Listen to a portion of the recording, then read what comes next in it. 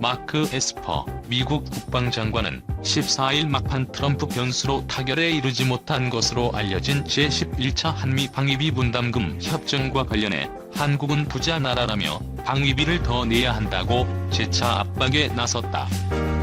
이날 공교롭게도 도널드 트럼프 미국 대통령이 요청한 한국산 코로나19 진단키트 60만 회 분량을 실은 항공기가 미국으로 출발했다.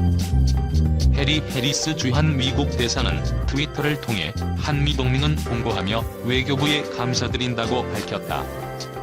에스퍼 장관은 이날 국방부 브리핑에서 한국 쪽이 전년 대비 최소 13% 인상안을 제시했었다는 최근 로이터 통신의 보도에 대한 질문을 받고 국무부가 협상을 주도하고 있는 만큼 국무부에 넘기겠다면서도 나는 그에 대한 우리의 입장이 무엇인지에 대해 매우 분명히 했다고 말했다. 그는 한국이 우리의 가깝고 신뢰받는 동맹이라는 나의 견해는 여전히 유지된다며 그들은 부자 나라다. 그들은 우리의 상호 방위와 그들의 특정한 방위에 도움이 되기 위해 더 지불할 수 있고 더 지불해야 한다고 강조했다. 에스퍼 장관의 발언은 한미 방위비 분담금 협정이 지난달 말 잠정 타결 수순까지 접어들었다가 막판 트럼프 대통령이 거부하면서 최종 합의에 이르지 못한 상황에서 한국의 추가 증액을 압박하는 것으로 해석된다. 한국 쪽도 내놓을 수 있는 최대치의 금액을 제시한 만큼 극적인 모멘텀 마련 없이는 협상 표류가 길어질 가능성이 높은 상태다. 합의가 늦어지면서 주한미군 내 한국인 노동자 4천여 명은 이달 1일부터 강제 무급휴직에 들어갔고 정부는 우리 예산으로 이들을 지원하는 내용의 특별법 제정을 추진하고 있다. 이처럼 미국으로부터 방위비 분담금 증액 압박이 있던 날 우리 정부는 한미동맹 차원에서 한국산 코로나19 진단키트 60만 회 분량을 우선적으로 미국에 수출했다. 외교부는 미국 식품의약국 사전 승인을 받아 수출 계약이 끝난 3개 업체 중 2개 업체 진단키트가 15일 새벽 화물기를 통해 미국으로 출발했다고 밝혔다. 미국은 코로나19 확진자가 60만 명에 근접하고 있으며 사망자도 2만 3천 명을 넘어섰다. 진단키트는 물론이고 손소독제나 마스크 등 방역용품이 부족한 상태다. 앞서 트럼프 대통령이 지난달 24일 문재인 대통령과의 전화통화에서 진단키트 지원을 요청했으며 3주 만에 수출이 이루어진 것이다. 트럼프 행정부 고위 당국자는 우리는 한국 파트너들이 미국의 코로나19 테스트 확보를 지원하는 데 대해 미국인을 지원하는 데 대해 감사한다고 전했다. 해리스 대사도 이날 트위터를 통해 한미동맹은 공고하며 미국 연방재난관리청의 키트 구입을 가능하게 도와준 외교부에 감사드린다고 밝혔다. 최근 군사 분야에서 협력을 강화하고 있는 베트남과 미국이 이번에는 경제 분야에서도 손을 잡았다. 베트남과 미국이 베트남의 경제 경쟁력 강화를 위해 4,200만 달러의 개발 원조 계약을 체결한 것. 미국은 이번 개발 원조가 베트남에 대한 양국의 상호 비전에 부합할 수 있도록 할 것이라며 의미 부여를 해 눈길을 끈다. 16일 베트남 익스플로러에 따르면 미국 개발협력청은 베트남 기획투자부와 베트남의 경제 경쟁력 향상을 돕기 위해 4월 15일 4,200만 달러의 개발 원조 협정을 체결했다.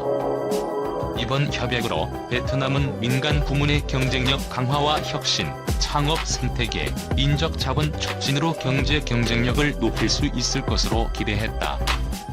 미개발협력청도 이번 계약에 따른 기술 지원 활동이 경쟁력 강화 기술, 경영 능력 및 자본 접근을 쉽게 해 취약계층을 포함한 베트남 중소기업 및 성장기업의 역량 향상에 도움이 될 것으로 내다봤다.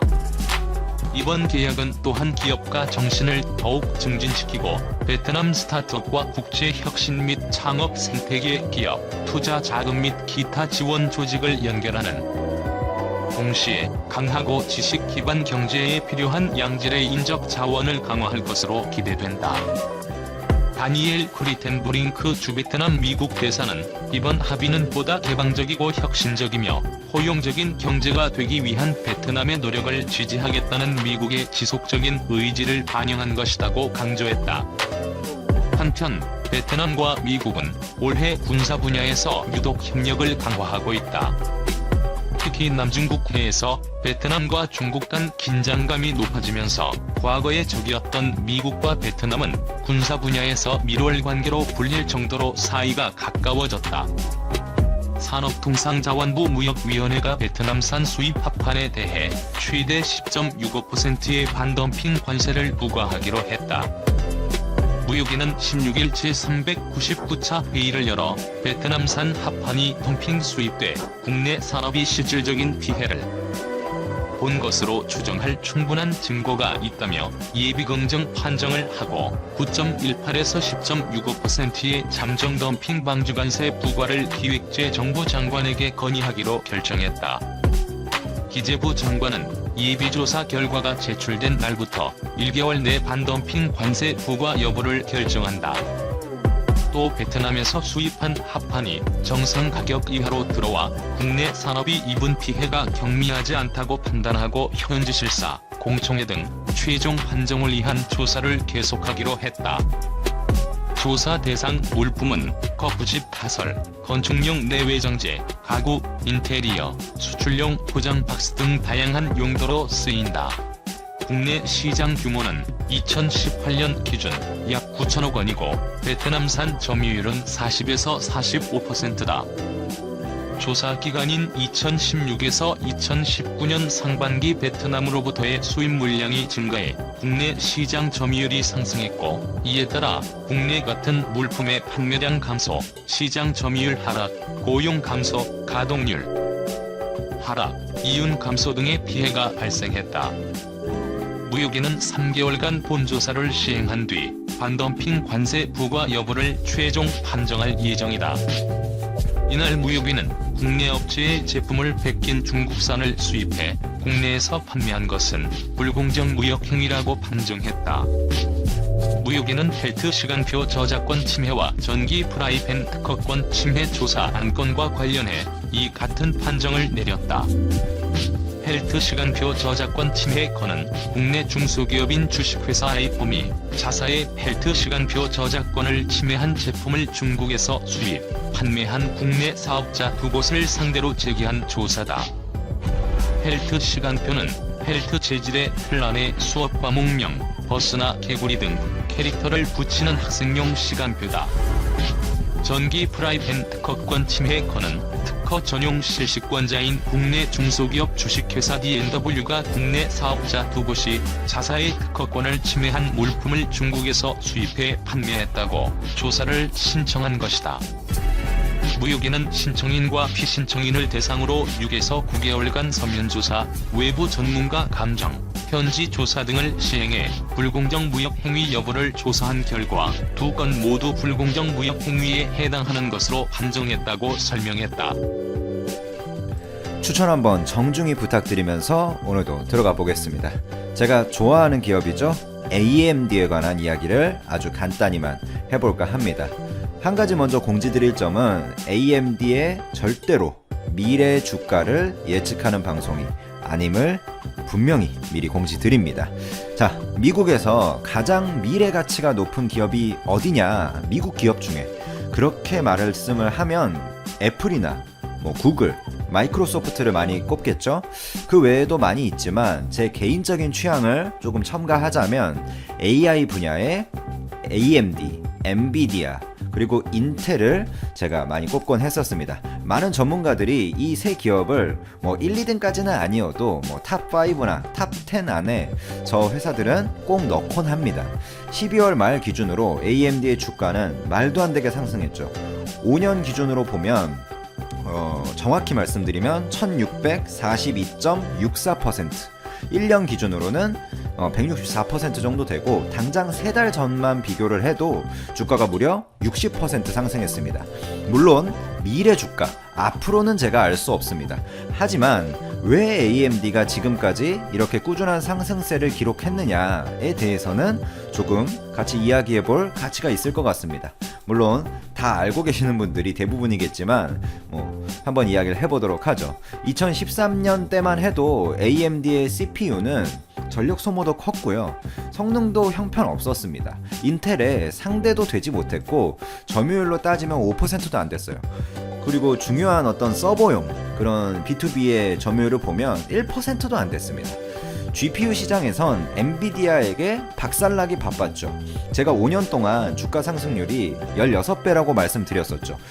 5년 전에 정확히 리사 수라는 AMD CEO가 신규로 취임을 했고, 그나마 이 리사수가 했던 게 뭐냐면, 그나마 2013년에도 AMD가 잘해주던 게임기용 CPU, GPU 시장, 다들 기억하실지는 모르겠지만 2013년에 소니와 MS가 내놓았던 플레이스테이션 4하고 엑스박스 1에도 AMD의 CPU, GPU가 공급이 됐었습니다. 소니와 이 MS, 마이크로소프트가 내년 말에 차세대 비디오 게임기 그때 이 플레이스테이션 5죠. 그리고 엑스박스 시리즈 X를 출시하는데 그 모든 게임기용 CPU, GPU 지금도 여전히 AMD가 독점 공급합니다.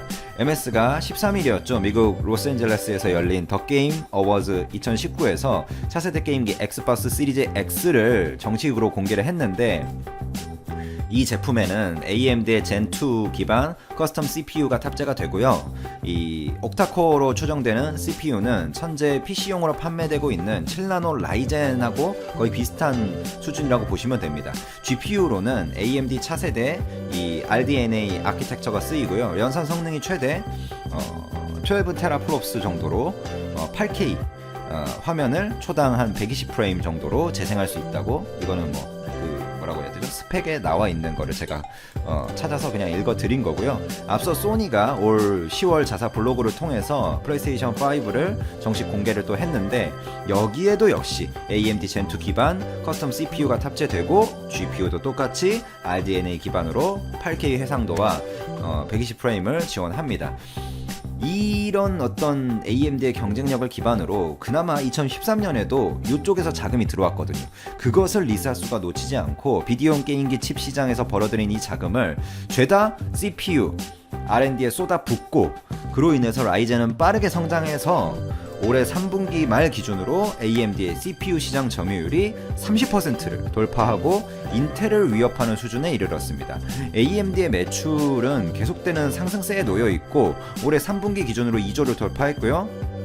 이 수치는 작년 대비로 치면 한 9% 정도 늘어난 수치입니다.